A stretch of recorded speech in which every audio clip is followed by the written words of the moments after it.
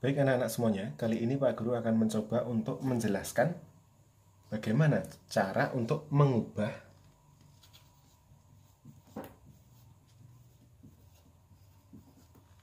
pecahan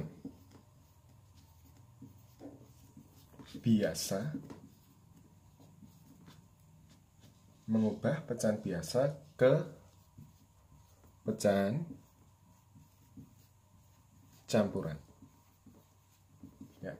Jadi pecahan itu ada beberapa bentuk ya anak-anak. Ada pecahan biasa, ada pecahan campuran, ada pecahan desimal dan sebagainya. Nah, yang akan kita pelajari kali ini adalah mengubah pecahan biasa ke pecahan campuran. Nah, tidak semua pecahan biasa itu bisa diubah ke pecahan campuran ya. Jadi yang bisa diubah itu hanya pecahan yang pembilangnya lebih besar dari penyebut.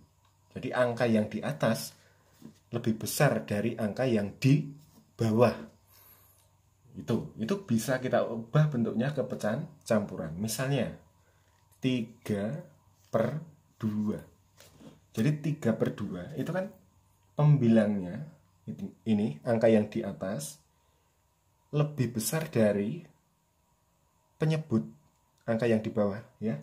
3 kan lebih besar dari 2.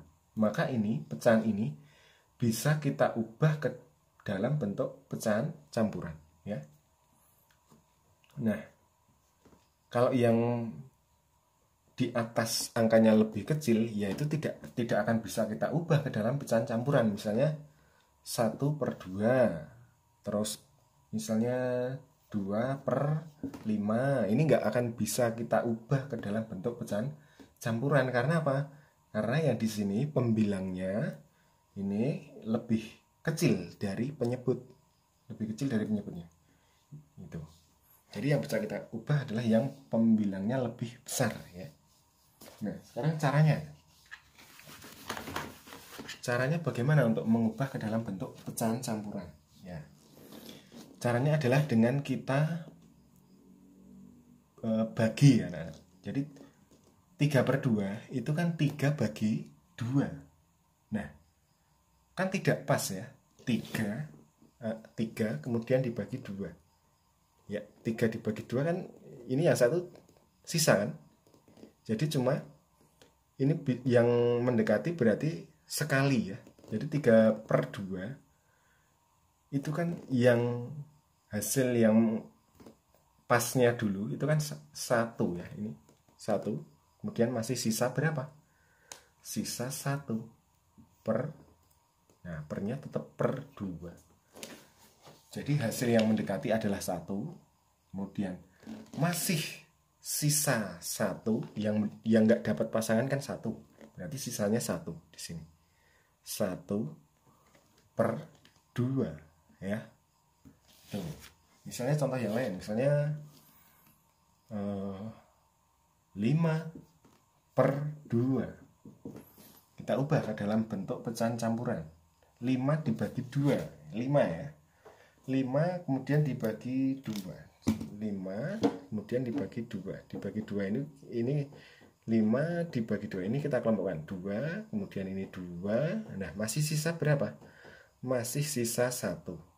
Jadi untuk 5/2 itu kan 5 dibagi 2. Berarti yang pas dulu berapa? Ini kan yang pas 1, kemudian 2 ya. 1, 2. Yang masih tersisa ya, yang masih ini tersisa kan tinggal 1. Berarti kan 5/2 itu yang pas dulu adalah 1, 2. Jadi 2 ya, 2 terus masih sisa berapa? Masih sisa 1 ya kan. Berarti sisanya kita tulis di atas per 2. Nah, jadi untuk mengubah pecahan biasa ke pecahan campuran caranya seperti ini ya. Jadi yang ini, angka yang di atas ini itu adalah sisa ya. Sisa dari pembagiannya. 5 bagi 2 kan pasnya 2. Kemudian sisanya 1. Terus per 2. 2-nya dari mana? Dari ini. Nah, Jadi kalau di sini per 2, ini kan 5 per 2, pernya per 2 ya. Yang di sini juga tetap per 2. Gitu. Nah, misalnya contoh yang lain, satu lagi ya. Satu lagi contoh yang lain misalnya. Ini Pak Guru hapus dulu yang ini biar lebih leluasa. Nah, contoh soal yang lain misalnya 10 per 3.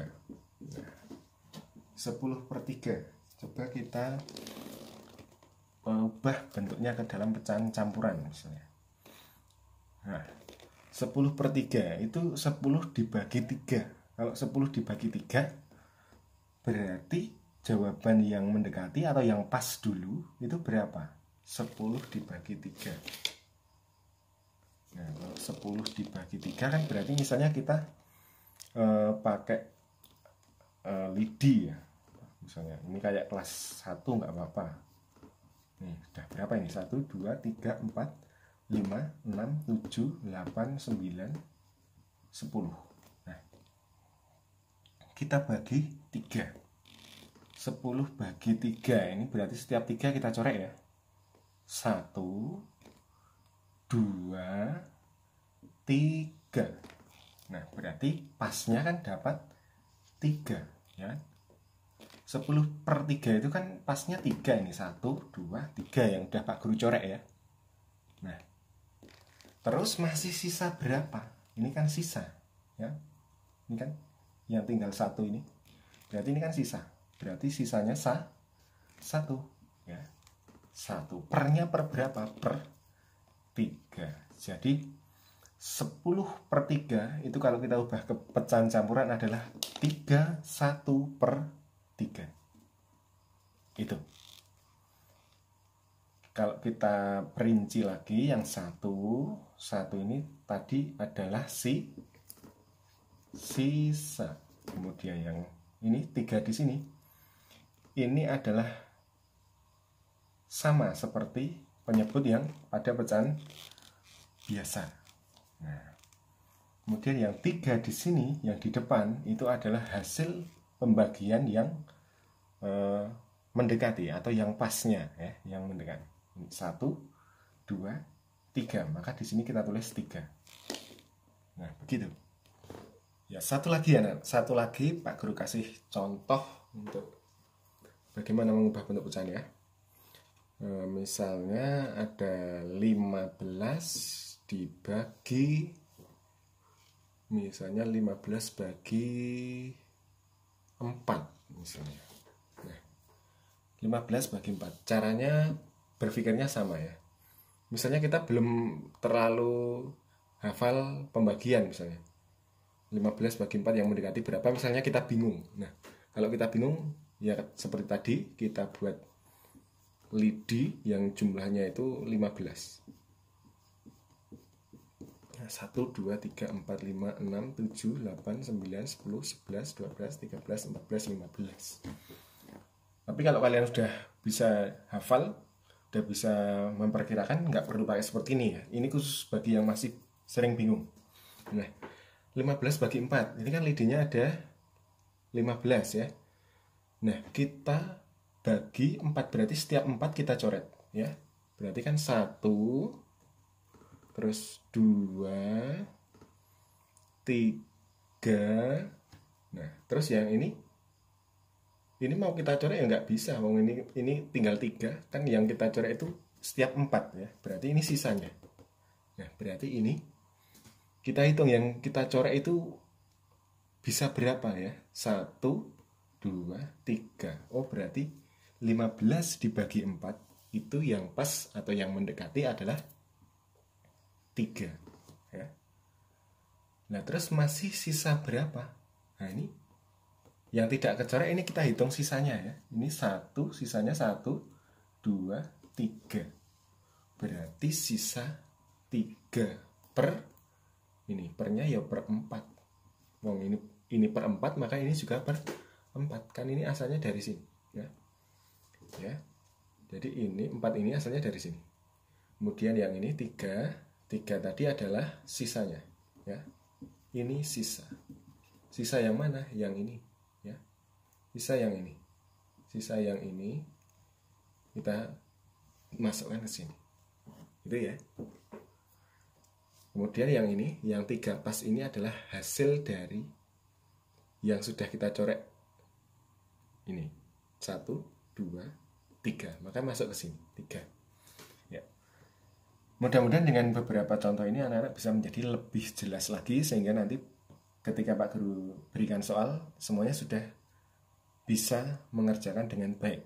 Ya, demikian yang bisa Pak Guru sampaikan. Saya ucapkan selamat untuk mengerjakan soal latihannya nanti ya. Selamat belajar untuk anak-anak semuanya.